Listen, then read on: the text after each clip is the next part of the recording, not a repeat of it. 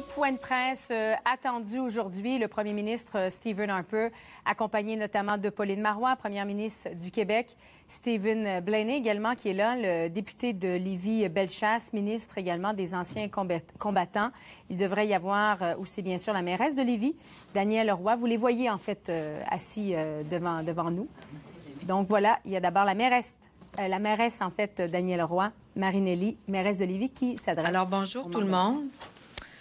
Monsieur le Premier ministre du Canada, l'honorable Stephen Harper, Madame la Première ministre du Québec, Madame Pauline Marois, Monsieur le député de Lévis-Bellechasse à la Chambre des communes et ministre des anciens combattants, Monsieur Stephen Blaney, ainsi que votre collègue, Monsieur Gourde. J'ai vu que Monsieur Gourde était ici dans la salle. Bonjour.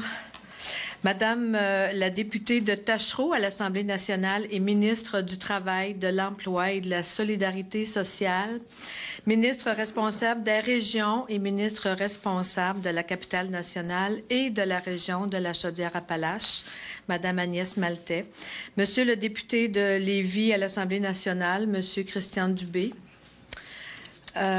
Monsieur Georges Farah, président directeur de la Société des traversiers, Monsieur Farah, bonjour.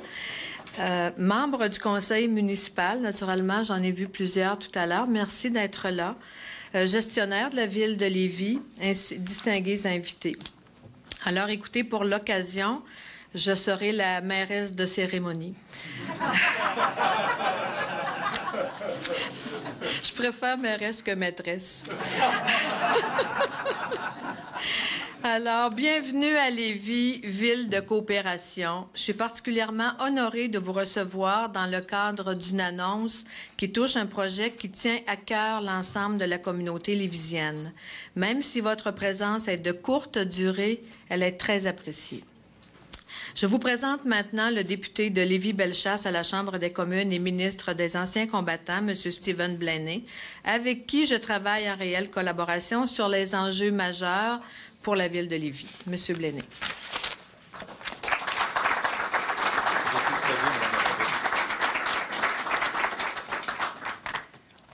Je vais prendre quelques minutes pendant qu'on fait les présentations, cérémonies assez protocolaires, pour vous dire qu'il s'agit en fait d'un réaménagement, annonce finalement pour réaménager dans le secteur de la traverse de Lévis. Alors, revitalisation de la traverse de Lévis. Dans le secteur, en fait, dans l'Est du Québec, c'est ce que va annoncer dans les prochaines minutes le premier ministre du Canada, en commun accord avec Pauline Marois, bien sûr. Et après ce point de presse, il y aura une rencontre entre Pauline Marois et Stephen Harper. Il sera notamment question de la réforme de l'assurance-emploi. Mais d'abord, écoutons Stephen Blaney, le député de Lévis-Bellechasse. Aujourd'hui, nous vous accueillons pour un événement spécial. Et nous accueillons également, je voudrais reconnaître le député, monsieur le député Christian Dubé et Marc Picard, s'il est présent avec nous, mes deux homologues de Lévis. Ça fait extrêmement plaisir d'être ici, dans le berceau de la coopération. Et c'est sous la signe de la coopération que j'ai le privilège de travailler avec la mairesse depuis bientôt près de 7 ans, qui a accueilli le premier ministre ici à plusieurs reprises. Lévis, qui est en plein essor. Lévis, qui rivalise avec ses performances économiques avec des villes aussi prestigieuses qu'Edmonton et même Calgary. Et si l'économie canadienne va si bien, c'est parce que nous avons à sa tête un homme qui se consacre corps et âme à la prospérité durable du Canada. Cet homme qui est avec nous aujourd'hui est également un grand ami du Québec. C'est quelqu'un qui gagne à être connu et à être reconnu. C'est un homme qui aime le Québec, qui aime notre culture et qui aime notre langue. C'est quelqu'un que je côtoie depuis 7 ans et qui se bat et qui défend les intérêts du Québec au sein de la Fédération canadienne. Et je tiens à le remercier publiquement aujourd'hui pour avoir une personne de sa trempe qui travaille pour nous à faire progresser le Québec au sein de la Fédération canadienne. Merci beaucoup, M. Harper.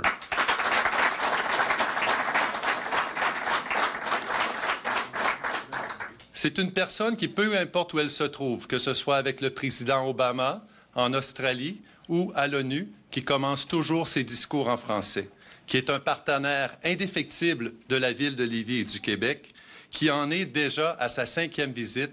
Et sans plus tarder, je vous invite à accueillir chaleureusement le très honorable Stephen Harper, le Premier ministre du Canada. Merci.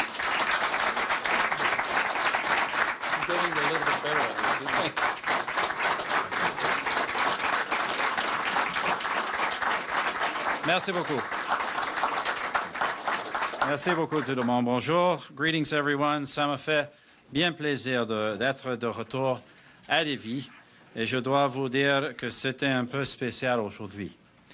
J'ai déjà eu l'occasion de prendre le traversier, mais ce n'est pas tous les jours qu'on a la chance de le faire après avoir visité le palais de Bonhomme. Je tiens à te remercier, Stephen, pour ton aimable présentation. Le ministre Blaney travaille fort, non seulement pour nos anciens combattants, il travaille fort aussi comme député afin de bien représenter les gens de Lévis-Bellechasse et des Etchemins. Il mérite nos applaudissements chaleureux.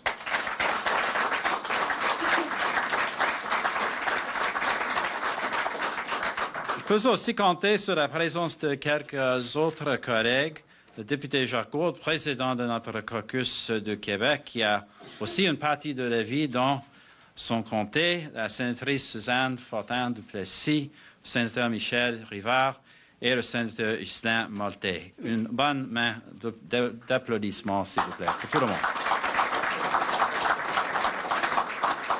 Aujourd'hui, chers amis, nous avons des représentants des 3 paliers de gouvernement qui sont unis de promouvoir les opportunités économiques de cette région. À cet égard, je suis ravi de saluer la Première ministre du Québec, Pauline Marois.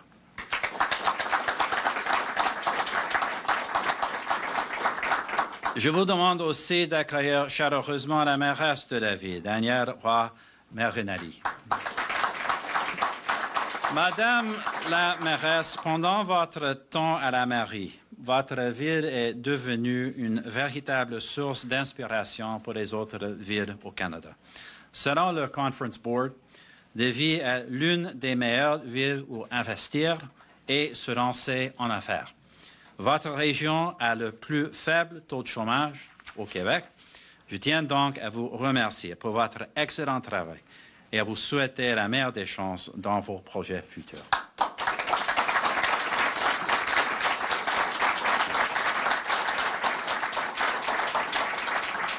Mesdames et messieurs, les gens d'ici sont les héritiers d'un passé riche et d'un avenir très prometteur. Lévis est aussi rempli de trésors. On pense notamment à la maison ancestrale d'Alphonse Desjardins, pas bien loin d'ici, ou encore au fort de Lévis. Stephen, lui, pense au chocolat favori de la rue Bégin et sa fameuse crème glacée trempée dans le chocolat. Il ne doit pas manger comme ça. C'est ce que ma femme a dit. Lévis partage aussi un lien unique avec la ville de Québec. Et le traversier en est le meilleur exemple. Il permet aux touristes et au grand public de profiter des attractions des 2 belles villes. Dans le cadre du 375e de la Seigneurie de Lauson, notre gouvernement, avec d'autres partenaires, a investi pour mettre en valeur votre ville. L'un de ces investissements concerne le secteur de la traverse. Comme vous le savez, nous voulons doter la ville de Lévis d'une infrastructure moderne pour son traversier. On parle ici notamment d'une nouvelle gare, des restaurants et d'une promenade en bois avec une fontaine. Stephen et les intervenants du coin tiennent beaucoup à ce projet. Et aujourd'hui, j'ai le grand plaisir d'annoncer que nous nous sommes entendus avec le gouvernement du Québec et que des fonds fédéraux seront rapidement investis afin de réaliser ces importants travaux.